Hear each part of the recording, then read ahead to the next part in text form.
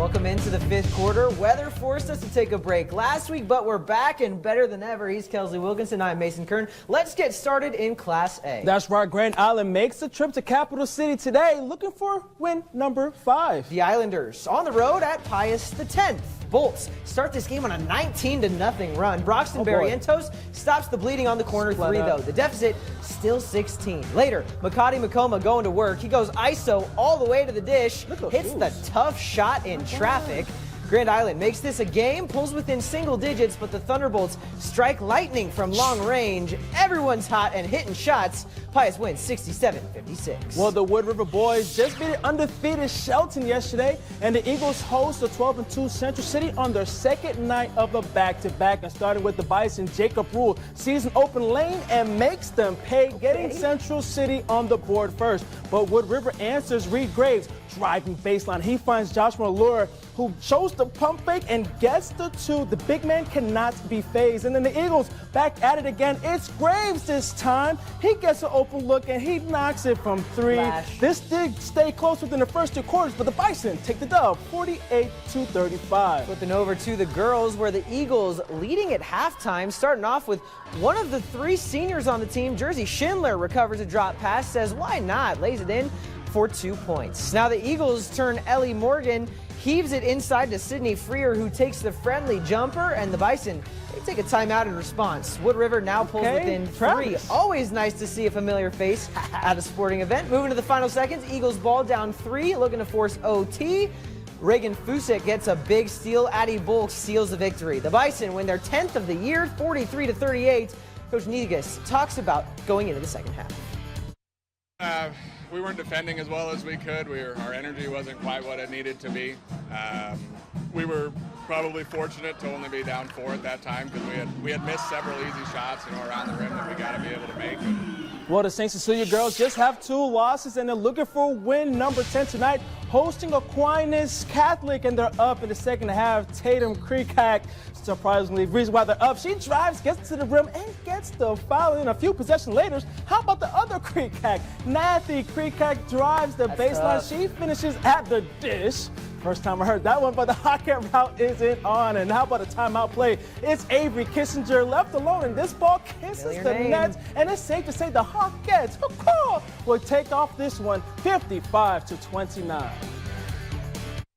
We were starting to play some really good basketball, and then we took an 11-day break between games. Tuesday night against Superior was a little sloppy. Probably for both teams, I would probably admit that. Tonight was a little bit more crisp. I thought we executed.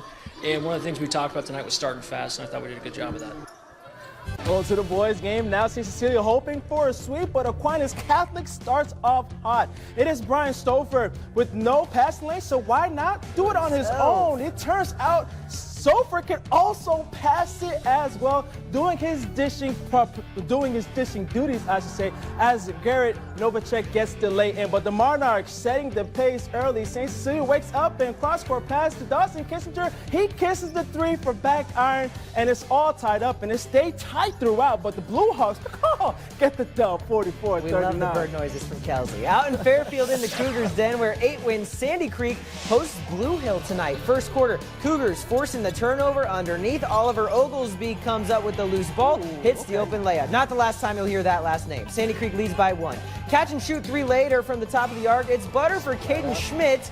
That makes it a 6-point Cougar lead. And we've got some athletes in Class C too. Owen Oglesby tips the pass, runs the break, gets the outlet, and throws down the grown man's jam. Cougars not troubled tonight in a 55-22 win. Well, the Centura girls are the defending D1 state champions, and they're 8-5 this year, hosting Gibbon tonight. Starting with this one off, Kaylee Coughlin finds herself in the corner. Dishes it out to Kyra Whitten, who nails this one from deep. The Centurions on the board first, and they don't take their foot off the pedal, because the defending champs were up by 9. How about 12? Kennedy Davis, the freshman, gets one up off the assist from Whitten, but Davis isn't only coordinating on offense. Hey, I play defense too. How about getting the steal? She passes to Hobo McDonald, who misses the lay, but cleans up her mess and gets this one to go as Centura picks up the win 72-23. Big win for the defending champs. The York girls have a tough task further east. The Dukes draw a 10-win Malcolm team that comes in hot. But York came to play. Kickout goes to Kinley Combs beyond the arc.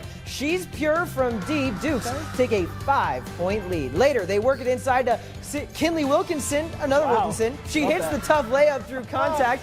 And then later, Kirsten Portwine, she's tough to stop too. She laces one from long range as York wins a big one, 46-33. Kinley making Big Bro proud. But closer to home, Kennesaw welcomes Franklin tonight. And folks, Kennesaw got out to a flying start in this one. It's Sophia Shukai letting this one fly as the Blue Devils get the 3 points early. And the Blue Devils started to run away with this one. Ashlyn Kasberg leading the break, and she finds Shimuslowski, who gets the 3 to go. Kennesaw up big, but Franklin trying to hang in there. Johanna Hauserman gets down low, and she gets the 2 to go, but Kennesaw will come away big, 41-14.